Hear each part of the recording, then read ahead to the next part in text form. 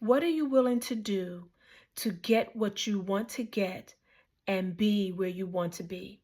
How badly do you want it? How convicted are you to make sure that no matter what obstacles, what challenges, what setbacks present themselves, that you're just going to keep going? Think about that for a moment. Just pause for a moment, because if you're like me, you've allowed life to pass you by so many times because you just were not convicted enough. You were not steadfast enough. You were not focused enough. You were not ready enough. How badly do you want it? How sick and tired of being sick and tired are you really? I know we all have to do whatever it takes to survive, but sometimes it feels like that's all we're doing, surviving. That's not the way life is supposed to be lived. You're supposed to thrive. You're supposed to have endless moments of happiness, which does not mean you're not going to have challenges and setbacks. But happiness is based on what's going on inside of you, not what's going on around you, or at least it shouldn't be. How badly do you want it? You get up every day, you struggle to get out of bed sometimes. Challenges come with the children and what they're going through at school, and you feel your life has been put on hold because all you're doing is working, working, working. No time for play, no time to live out that childhood dream of fill in the blank. How badly do you want it? And how convicted are you to not stop until you get it? Pausing is okay. Stopping is not an option. Now, far be it from me to sit in front of you in a seat of hypocrisy. Yeah, I've stopped. I've stopped. And in stopping, I've lost traction. I've lost relationships. I've lost material possessions. I've lost money. I've lost opportunities. And the list goes on and on and on. And for a moment, I allowed those losses to really overwhelm me. It wasn't until I began to see that with every loss, there was an element of success, an element of winning, and definitely an element of learning. So what I've begun to do is really stay as focused as I can on what I desire. I have more years behind me than I have ahead of me, I promise you, unless I live to be 120, which I might do just to get back at my children. I'm determined to just keep moving.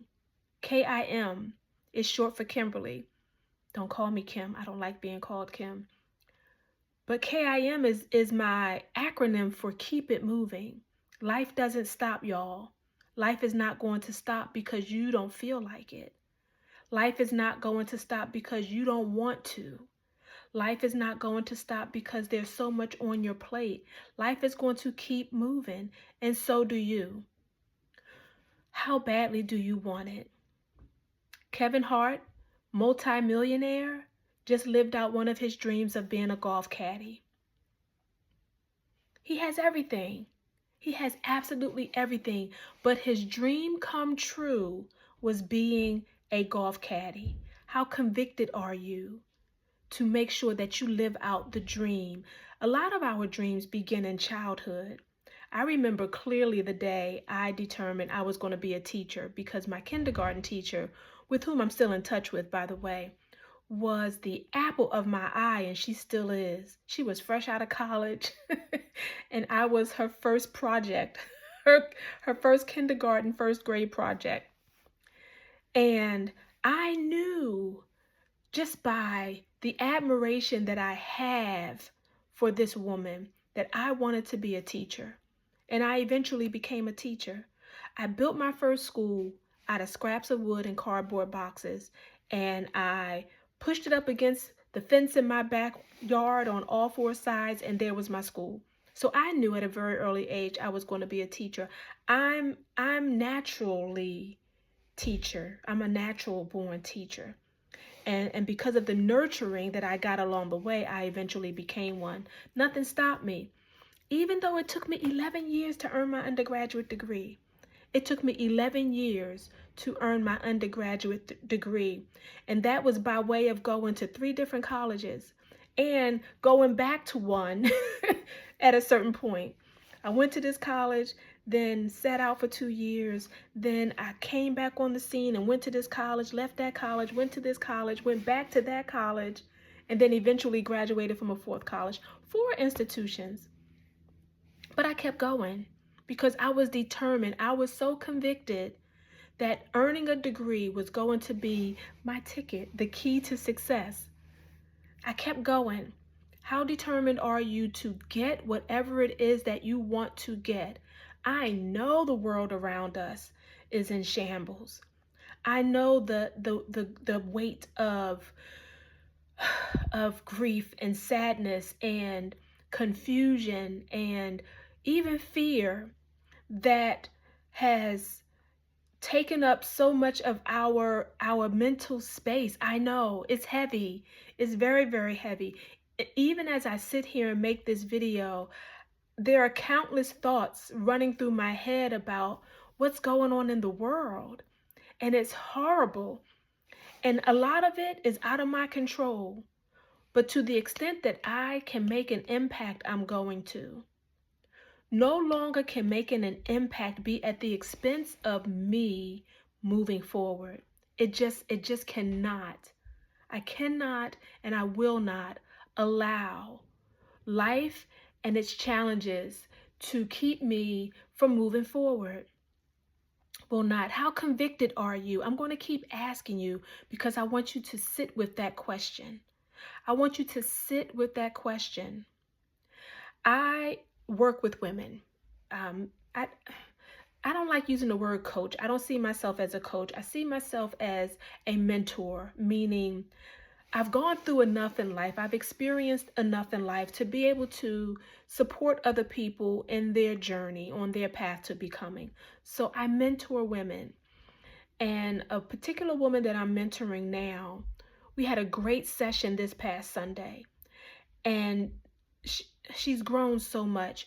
We were able to get to the bottom of one of her consistent patterns of behavior. And guess what? It stemmed from way back when. And the people that are being impacted by her behavior weren't even a part of her life back then. So what she realized was she's allowing her past experiences to play out in her current relationships. And on Sunday, she said, I am determined. I am so convicted. I feel so badly that I now see this, that I am going to begin to take steps to change. We mapped out some action items, which began with changing the way she communicates, changing the way she allows her thoughts to consume her.